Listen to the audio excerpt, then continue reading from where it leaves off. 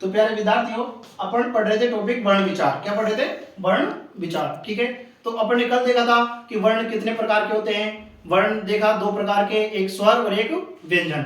ठीक है, जिसमें से फिर स्वर को लेके पढ़े अपन, स्वर के भेद किए अपन ने दो, एक तो प्रयत्न के आधार पर, एक उच्चारण स्थान के आधार पर। ठीक है, प्रयत्न के आधार पर अपन पढ़ चुके स्वर। ठीक है, आज पढ़ेंगे व्यंजन। व्यंजन के वही दो भेद है, कौन कौन से? प्रयत्न के आधार पर और उच्चारण स्थान के आधार पर। इसलिए उच्चारण स्थान के आधार पर जो भेद थे स्वर के, वो हम व्यंजन के साथ साथ पढ़ लेंगे। ठीक है, तो आज पढ़ते हैं अपन व्यंजन। किसके आधार पर? प्रयत्न के आधार पर। ठीक है, व्यंजन। अब व्यंजन की परिभाषा क्या है? व्यंजन किसे कहते हैं? क्या परिभाषा है व्यंजन की? ठीक है, तो देखते हैं, आ जाओ। वे वर्ण जिनके उच्चारण करने पर वायु फेफड़ों से उठकर मुख विवार व स्वर यंत्र, मुख विवार व स्वर यंत्र से निर्वादित होती हुई, यानी रुकती हुई, स्पर्श करती हुई, निर्वादित होती हुई बाहर निकलती है, वो क्या कहलाते हैं? व्यंजन। क्या कहलाते हैं? व्यंजन। कहने का मतलब यह है कि व्यंजन वो वर्ण होते हैं जिनका उच्चारण करने पर जो फेफड़ों से निकलने वाली जो वायु है, वो हमारे मुख विवार व स्वर यंत्र, मुख विवार व स्वर यंत्र से स्पर्श करते हुए, यानी बाधित होती हुई बाहर निकलती है, व्यंजन कहलाते हैं। आई बात समझ में? ठीक है, अगला देखते हैं अपन वर्ण। जो व्यंजन है व्यंजन, अगला देखते हैं व्यंजन। ये स्वर पर आधारित होते हैं। व्यंजन क्या होते हैं? स्वर पर आधारित होते हैं। कहने का मतलब स्वर क्या होते हैं? स्वतंत्र। स्वर क्या होते हैं? स्वतंत्र। लेकिन व्यंजन जो है ये स्वर पर आधारित होते हैं। कहने का मतलब ये व्यंजन का हम उच्चारण करेंगे, इनको बोलेंगे तो ये किसकी सहायता से बोले जाएंगे? स्वर की सहायता से। किसकी सहायता से? स्वर की सहायता से बोले जाते हैं। व्यंजन जो वर्ण है वो किसकी सहायता से बोले जाते हैं? स्वर की सहायता से। बिना स्वर की सहायता इनका उच्चारण करना असंभव है। ठीक है, ठीक है, तो अपन ने परिभाषा पढ़ ली व्यंजन की। ठीक है, अब पढ़ते हैं व्यंजन के भेद। अब मैंने आपको बताया था पहले, व्यंजन के भी दो प्रकार होते हैं, दो भागों में डिवाइड कर रखा है व्यंजन को भी। एक तो प्रयत्न के आधार पर, प्रयत्न के आधार पर, और दूसरा उच्चारण स्थान के आधार पर। ठीक है, वही जो सेवा का किया था वही व्यंजन का है। ठीक है, प्रयत्न के आधार पर, उच्चारण स्थान के आधार पर। ठीक है, अब अपन पढ़ते हैं प्रयत्न के आधार पर। किसके आधार पर? प्रयत्न के आधार पर। पहला टॉपिक प्रयत्न के आधार पर। ठीक है, अब प्रयत्न के आधार पर इनको बांट रखा है स्पर्श व्यंजन। तीन भागों में डिवाइड कर रखा है। स्पर्श व्यंजन, दूसरा उष्ण व्यंजन, और तीसरा अंतस्थ व्यंजन। ठीक है, कितने? तो ठीक है, तीन हो गए, स्पर्श व्यंजन, उष्ण व्यंजन और अंतस्थ व्यंजन। अब अपन पढ़ते हैं स्पर्श व्यंजन। क्या पढ़ते हैं? स्पर्श व्यंजन। अब स्पर्श व्यंजन की आपको परिभाषा दिखा रहा हूं मैं। स्पर्श व्यंजन होते क्या है और स्पर्श व्यंजन किसे कहते हैं? ठीक है, तो वे वर्ण जिनके उच्चारण करने पर, वे वर्ण जिनके उच्चारण करने पर वायु स्पर्श अंग, होठ, दांत, तालु आदि को स्पर्श करती हुई, आदि को स्पर्श करती हुई बाहर निकलती है, वो स्पर्श व्यंजन कहलाते हैं। कौन से व्यंजन कहलाते हैं? स्पर्श व्यंजन कहलाते हैं। आइए समझ में, स्पर्श व्यंजन किसे कहते हैं? कि वे वर्ण जिनके उच्चारण करने पर जो वायु स्पर्श अंग जैसे हमारे होठ है, दांत है, तालु है आदि को स्पर्श करती हुई बाहर निकलती है, वो स्पर्श व्यंजन कहलाते हैं। ठीक है, अब बात आती है कि स्पर्श व्यंजन होते कितने हैं? ठीक है, तो स्पर्श व्यंजन टोटल होते हैं हमारे 25। कितने होते हैं? 25। स्पर्श व्यंजन कितने होते हैं? 25। यहां लिख देता हूं, स्पर्श व्यंजन, स्पर्श व्यंजन कितने होते हैं? 25। कितने होते हैं? 25। इन स्पर्श व्यंजनों को अपन वर्गीय व्यंजन भी कहते हैं। क्या कहते हैं? वर्गीय व्यंजन। जो टोटल 25 स्पर्श व्यंजन होते हैं ना, इनको ही हम वर्गीय व्यंजन भी कहते हैं। ठीक है, तो अपन देखते हैं कि 25 स्पर्श व्यंजन कौन कौन से होते हैं। तो ठीक है, वो तो अपन ने देखा था स्पर्श व्यंजन। क्या देखा था? स्पर्श व्यंजन। ठीक है, ये होते हैं 25। कितने होते हैं? 25। इनको अपन वर्गीय व्यंजन भी कहते हैं। क्या कहते हैं? वर्गीय व्यंजन। अभी देखते हैं 25 कौन कौन से होते हैं। ठीक है, जैसे क वर्ग, च वर्ग, ये वर्ग होते हैं इसलिए इनको वर्गीय व्यंजन भी कहते हैं। ठीक है, ट वर्ग, त वर्ग और प वर्ग। ठीक है, 5 वर्ग। आपसे पूछ ले कि वर्ग कितने होते हैं? ठीक है, स्पर्श वर्ग कितने होते हैं? तो वर्ग होते हैं 5। कितने होते हैं? 5। कौन कौन से? क वर्ग, च वर्ग, ट वर्ग, त वर्ग और प वर्ग।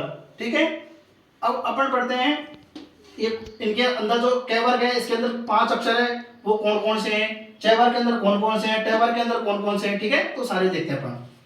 जैसे क, ख, ग, घ और न, च, छ, ज, झ, झ और य। ठीक, ट, ठ, ड, ढ और न, त, थ, द, ध और न, प, फ, व, भ और म। ठीक, 5 वर्ग हो गए।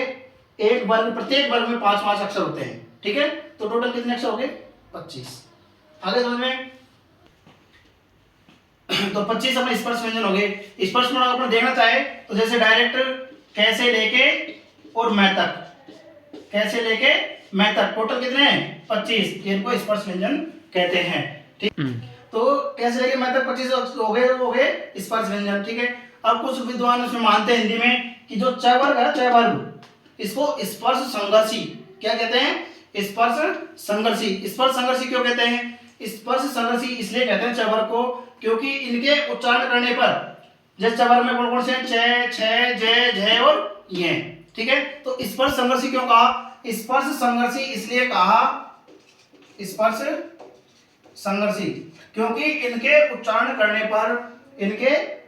करने पर वायु जो स्पर्श अंगों को स्पर्श करती हुई घर्षण के साथ बाहर निकलती है। किसके साथ बाहर निकलती है? घर्षण के साथ। जैसे च, छ, ज, झ और य। ठीक है, तो स्पर्श के करती हुई भी घर्षण के साथ जो बाहर निकलती है, इसलिए इनको स्पर्श संघर्षी व्यंजन कहते हैं, मानते हैं लोग। बाकी अपने जो स्पर्श व्यंजन टोटल कितने होते हैं? 25। तो ठीक है, स्पर्श व्यंजन देख लिए 25। दूसरा देखते हैं अपन ऊष्म वर्ण। कौन सा? ऊष्म वर्ण। अब ऊष्म वर्ण कौन कौन से होते हैं? ऊष्म वर्ण क्यों कहते हैं उनको? इसकी परिभाषा क्या है? ठीक है, तो देखते हैं हम ऊष्म वर्ण। इसकी परिभाषा देख लो, वे वर्ण जिनके उच्चारण करने पर वायु, वे वर्ण जिनके उच्चारण करने पर वायु तीव्र गति से घर्षण करती हुई बाहर निकलती है, उन्हें क्या कहते हैं? ऊष्म वर्ण कहते हैं। ऊष्म वर्ण वे वर्ण जिनके उच्चारण करने पर वायु तीव्र गति से घर्षण के साथ बाहर निकलती है, तीव्र गति से घर्षण के साथ बाहर निकलती है, वो होते हैं उष्ण वर्ण। अब देखते हैं उष्ण वर्ण होते कौन कौन से हैं, ठीक है। तो उष्ण वर्ण देखो 4 होते हैं, कितने होते हैं 4, उष्ण वर्ण कितने होते हैं 4, श, स और है, कितने होते हैं 4। इनको बोलने में जो हमारी वायु निकलती मुंह से, मुख व्यवहार से, वो तीव्र गति के साथ घर्षण के साथ बाहर निकल रही है, स और है, ठीक है। इसलिए इनको उष्ण वर्ण कहते हैं। क्या कहते हैं उष्ण वर्ण, ठीक है। अगला है अपना अंतस्थ वर्ण। क्या है अंतस्थ वर्ण, ठीक है। अब अंतस्थ वर्ण, इसका नाम से देखो अंतस्थ, अंतस्थ यानी अंदर की ओर, अंतस्थ यानी अंदर की ओर। इसकी परिभाषा देखते हैं अंतस्थ किसे कहते हैं। तो वे वर्ण जिनके उच्चारण करने पर, वे वर्ण अंतस्थ वर्ण, वे वर्ण जिनके उच्चारण करने पर वायु अंदर की ओर जाती है, अंदर की ओर जाती है। अंतस्थ वर्ण, अंतस्थ का आपको पता है अर्थ में क्या होता है, अंतस्थ यानी अंदर की ओर। तो वही है कि वे वर्ण जिनके उच्चारण करने पर वायु अंदर की ओर जाती है, वो अंतस्थ वर्ण कहलाते हैं, ठीक है। तो देखते हैं अंतस्थ वर्ण कितने होते हैं। अंतस्थ वर्ण भी कितने होते हैं 4, कितने होते हैं 4। कौन कौन से देखो, य, र, ल और व, य, र, ल और व, ठीक है। तो 3 पढ़ चुके अपन, ठीक है, स्पर्श व्यंजन, उष्ण व्यंजन और अंतस्थ व्यंजन, ठीक है। अगला पढ़ते हैं अपन उद्क्षिप्त व्यंजन, उद्क्षिप्त व्यंजन, ठीक है। एग्जाम में कई बार पूछ लेते हैं, ठीक है, कि उद्क्षिप्त व्यंजन कौन कौन से हैं। 4 ऑप्शन देते हैं, उसमें से उद्क्षिप्त व्यंजन ढूंढो कौन सा है, छांटो, ठीक है। तो पहले तो देखो उद्क्षिप्त व्यंजन क्या होता है और उद्क्षिप्त व्यंजन कितने होते हैं, ठीक है। तो उद्क्षिप्त व्यंजन, तो वे वर्ण जिनके उच्चारण करने पर, वे वर्ण जिनके उच्चारण करने पर जीव अपने नियत स्थान से उठकर, नियत स्थान से उठकर पुनः अपने नियत स्थान पर आ जाती है, आ जाती है। उचित व्यंजन किसे कहते हैं कि वे वर्ण जिनके उच्चारण करने पर जो जीव है हमारी, वो अपने नियत स्थान से उठकर, ऊपर की ओर उठकर वापस अपने नियत स्थान पर आती है। अर्थात जीव जो इसका उच्चारण करते हैं उचित व्यंजनों का, तो जीव क्या है एक तरह से मुड़ी हुई दिखती है, हमारी मुड़ी हुई लगती है इनको उच्चारण करने पर, ठीक है। तो उनको अपन कहते हैं उच्चिप्त व्यंजन। समझ में आया कि वे वर्ण जिनके उच्चारण करने पर जीव अपने नियत स्थान से उठकर पुनः अपने नियत स्थान पर आ जाती है, ठीक है। तो उनको अपन उच्चिप्त व्यंजन कहते हैं, ठीक है। अब देखो उच्चिप्त व्यंजन कितने होते हैं। तो उच्चिप्त व्यंजन होते हैं 2, ड और ढ। कितने होते हैं 2, ड और ढ। आई बात समझ में। तो उच्चिप्त व्यंजन अपने देख लिया। अगला है अपना क्या नाम से, लुंठित या प्रकंपित, लुंठित या प्रकंपित व्यंजन। इसका कई बार एग्जाम में पूछ लिया गया, एलडीसी वगैरह है, कई हाईकोर्ट एलडीसी है, आरपीएससी एलडीसी है, पटवारी है, ग्राम सेवक, इसमें कई बार से लुंठित या प्रकंपित व्यंजन कौन से हैं, इसका कई बार पूछ लिया गया है, ठीक है। तो लुंठित या प्रकंपित व्यंजन किसे कहते हैं, इसकी परिभाषा देखो कि वे व्यंजन, वे वर्ण जिनके उच्चारण में, जिनके उच्चारण में, वे वर्ण जिनके उच्चारण में जीव लुढ़कती, जीव लुढ़कती या कंपित होती है। वे वर्ण जिनके उच्चारण में जीव क्या होती है, लुढ़कती है या कंपित होती है, कंपन सा होता है, वो होते हैं लुंठित या प्रकंपित व्यंजन। अब देखते हैं कौन सा लुंठित या प्रकंपित व्यंजन कौन सा है। तो लुंठित या प्रकंपित व्यंजन है र। कौन सा है र, मात्र 1। कितना है 1। लुंठित या प्रकंपित व्यंजन कितना है 1 र, ठीक है। तो समझ में आ गया उच्चित व्यंजन और लुंठित व्यंजन। तो लुंठित वर्ण अपने पढ़ लिया, ठीक है। अगला पढ़ते हैं अपन पार्श्विक, पार्श्विक व्यंजन। अब पार्श्विक व्यंजन क्या होता है ये देखते हैं अपन, ठीक है। पार्श्विक व्यंजन, इसकी परिभाषा देखो पहले तो, कि वे वर्ण जिनका उच्चारण करने पर, वे वर्ण जिनका उच्चारण करने पर वायु जीभ के पार्श्व भाग यानी दोनों तरफ से बाहर निकलती है, जीभ के दोनों तरफ पार्श्व भाग यानी दोनों साइड से बाहर निकलती है, वो पार्श्विक व्यंजन कहलाते हैं। परिभाषा लिख लो कि वे वर्ण जिनका उच्चारण करने पर वायु जीभ के पार्श्व भाग से बाहर निकलती है। पार्श्व भाग यानी दोनों साइड, जीभ के दोनों साइड से बाहर निकलती है, वो पार्श्विक व्यंजन कहलाता है। अब पार्श्व व्यंजन कौन सा है, मात्र एक है ल, कौन सा है ल, ल, ठीक है, ये है पार्श्विक व्यंजन, कौन सा है ल, ठीक है। आइए समझ में। अगला देखते हैं अपन कुछ वर्णमाला में संयुक्ताक्षर व्यंजन, कौन से होते हैं संयुक्ताक्षर व्यंजन। कभी कभी एग्जाम में क्या है, इनके बारे में कई बार पूछते हैं कि संयुक्ताक्षर व्यंजन किस क्रम में इनका स्थान क्रम क्या है, कौन कौन से अक्षर से मिलाकर इनका निर्माण होता है, ठीक है। तो संयुक्ताक्षर व्यंजन देखते हैं। तो पहले देखो संयुक्ताक्षर, संयुक्त का अर्थ होता है मिलाना, संयुक्त का अर्थ होता है मिलाना, यानी एक और दूसरे को मिलाना, वो होता है संयुक्त, ठीक है। इसकी परिभाषा है कि वे व्यंजन यानी वे वर्ण जो दो अक्षरों को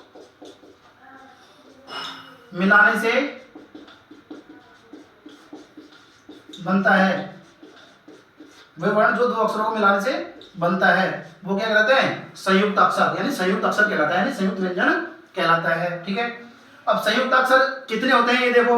अब संयुक्त अक्षर हिंदी वर्णमाला में हमारे 3 माने गए हैं, कौन कौन से, क्ष, त्रय और घ, क्ष, त्रय और घ।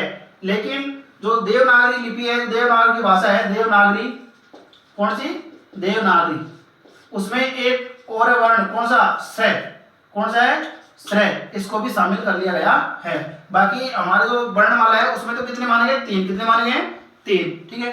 अब इनका निर्माण किस किस अक्षर को मिलाने से इनका निर्माण होता है, तो देखते हैं अपन। पहला क्षत्रत्री वाला, इसका होता है क प्लस स, ठीक है। क हलंत, क आधा रहेगा और स पूरा रहेगा, तो इसका निर्माण होगा क हलंत प्लस में स, तो क्या मिलेगा क्षत्रत्री वाला, ठीक है।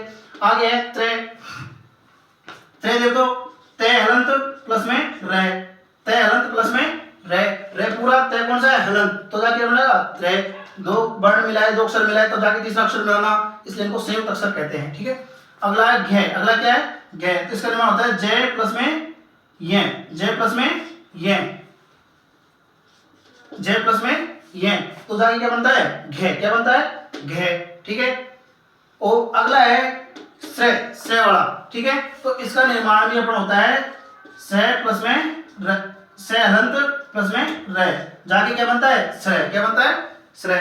तो इनको संयुक्त अक्षर कहते हैं, क्या कहते हैं संयुक्त अक्षर, क्योंकि इनका निर्माण दो वर्णों को मिलाकर इस वर्ण का निर्माण होता है, इसलिए इनको संयुक्त अक्षर कहते हैं, ठीक है।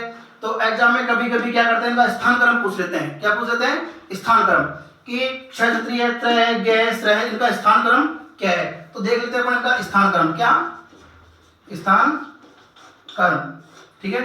तो इनका स्थान क्रम क्या है, क्षत्रिय, इसका स्थान क्रम है क और ख के बीच, किसके बीच, क और ख के बीच, क्षत्रिय वाला है, इसका स्थान क्रम है क और ख के बीच में। आगे त्रय, त्रय इसका स्थान क्रम क्या है, तय प्लस में थ, तय प्लस में थ के बीच, तय प्लस में थ के बीच। आगे घ, क्या है घ, इसका स्थान क्रम क्या है ज प्लस में झ, ज प्लस में झ, आया समझ में। इसका स्थान क्रम क्या है, क का क्षत्रिय का स्थान क्रम है क और ख के बीच में, त का स्थान क्रम है त प्लस थ के बीच में, और घ का स्थान क्रम है ज प्लस में झ के बीच में, ठीक है। ये श्रय है अगला, उसका स्थान क्रम है स प्लस में स प्लस स। आगे समझ में, स्थान क्रम देख लिया। कई कई बार एग्जाम में क्या होता है कि इनका स्थान क्रम पूछ लेते हैं, ठीक है। तो स्थान क्रम भी आपको बता दिया। छछत्री का के और खे के बीच में है, तय त्रिशूल वाला तय और थे के बीच में है, गे कहने का जय और जय के बीच में है, और से का से और श के बीच में। तो व्यंजन पढ़ लिया अपन ने, व्यंजन के सारे डिवाइड कर करके देख लिया पार्ट में कौन कौन से क्या होते हैं, ठीक है। अब एक दो अक्षर और है अयोग बाह्य, क्या है अयोग बाह्य, कभी कभी पूछ लेते हैं ये अयोग बाह्य, अयोग बाह्य क्या होते हैं, ठीक है, ये कौन से वर्ण है और ये क्या होते हैं, कभी कभी पूछ लेते हैं। तो अयोग बाह्य दो वर्ण हैं, कौन कौन से, एक होता है अनुस्वार और एक होता है विसर्ग, इनको अयोग बाह्य कहा जाता है, अयोग बाह्य वर्ण, एक तो अनुस्वार और एक विसर्ग, ठीक है। अब इनकी गिनती न तो स्वरों के साथ की जाती है, न तो स्वरों के साथ की जाती है और न व्यंजन के साथ की जाती है, ठीक है, इसलिए इनको अयोग बाह्य नाम दिया गया है, अयोग बाह्य, ठीक है। इनकी गिनती न तो स्वरों के साथ होती है और न व्यंजन के साथ होती है, इसलिए इनको अयोग बाह्य कहा जाता है। कौन कौन से हैं, एक होता है विसर्ग के नाम से अनुस्वार और एक विसर्ग, ठीक है। आगे समझ में, इसको यही टॉपिक को आज यही खत्म करते हैं, ठीक है। स्टूडेंट वीडियो को लाइक करें, सब्सक्राइब करें, और जो भी आपको कोई समस्या है तो उसमें कमेंट के माध्यम से जरूर बताएं, जो हमारे तक पहुंचे, हम जो भी सुझाव है आपको हमारे तरफ पहुंचाए, ठीक। तो ठीक है, आज का टॉपिक यही समाप्त करते हैं बच्चों, ठीक है। एक, जब तक है तुम्हारे दिल में नारी नहीं बन सकते मास्टर सरकारी, ठीक है। तो मैं प्रतियोगिता परीक्षा की जो तैयारी कर रहे हैं बच्चे, सबसे ये कहना चाहता हूं कि थोड़े दिन कठिन तपस्या कर ले, ये नारी नाम का जो वर्ड है इसे थोड़ा सा अलग रहने बस, ठीक है। तो आपकी बल्ले बल्ले है, फिर कोई दिक्कत नहीं है, बनने के बाद में कुछ भी करो फिर दिक्कत नहीं है, नारी से दिल लगाओ या किसी और से लगाओ फिर दिक्कत नहीं है किसी प्रकार की, ठीक है दोस्तों। जय हिंद, जय भारत।